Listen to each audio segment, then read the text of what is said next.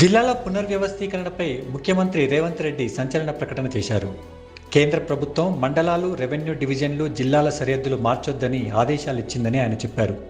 2027 మార్చి 31 వరకు వీటిలో మార్పులకు అవకాశం లేదని ఆయన అన్నారు. ఆ తర్వాతే ప్రభుత్వం ఓ జ్యుడిషియల్ కమిషన్ వేసి బోధ్ ప్రాంతాన్ని రెవెన్యూ డివిజన్గా మార్చాలనే డిమాండ్తో పాటు రాష్ట్ర వ్యాప్తంగా ఉన్న ఇలాంటి సమస్యలకు పరిష్కారం చూపుతామని రేవంత్ రెడ్డి తెలిపారు. డిప్యూటీ సీఎం బట్టి విక్రమార్క పీపుల్స్ మార్చ్కు 3 ఏళ్లు పూర్తయిన సందర్భంగా ఆదిలాబాద్ జిల్లా పిప్రిలో నిర్వహించిన బహిరంగ సభలో రేవంత్ రెడ్డి పాల్గొన్నారు.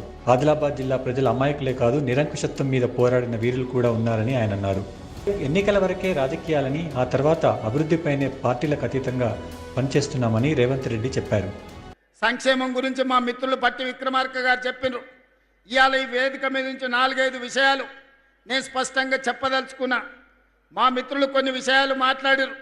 కొన్ని మండలాలు, రెవెన్యూ డివిజన్లు లేకపోతే జిల్లాల గురించి కేంద్ర ప్రభుత్వం మండలాల సరిహద్దులు కానీ, రెవెన్యూ డివిజన్ల సరిహద్దులు కానీ, జిల్లా సరిహద్దులు మార్చొద్దని కేంద్ర ప్రభుత్వం ఆదేశాలు ఇచ్చింది.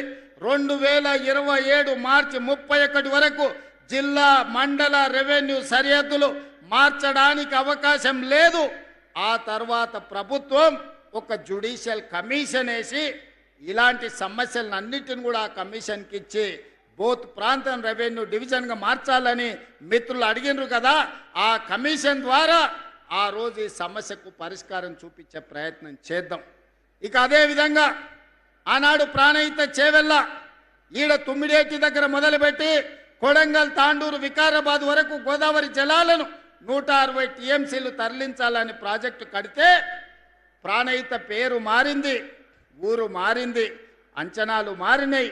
1,00,000 కోట్లు గోదావరిలో పోసినట్టయింది.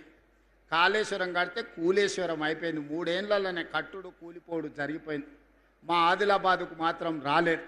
మా ప్రేమ్ సాగర్ రావు గారు ఎప్పుడు అంటారు, గోదావరి తలా మా పక్కల నుంచే పోతుంది, మాకు మాత్రం నీళ్లు రాలేదు అని. అందుకే ఇవాళ నేను ఈ వేదిక మీద నుంచి మాట ఇస్తున్నా. ఇప్పుడు ప్రారంభించిన సాగునీటి ప్రాజెక్టులే కాదు, తుమ్మిడేటి నుంచి ప్రాణహిత చెవెళ్ళ ప్రాజెక్టును తిరిగి ప్రారంభిస్తాం.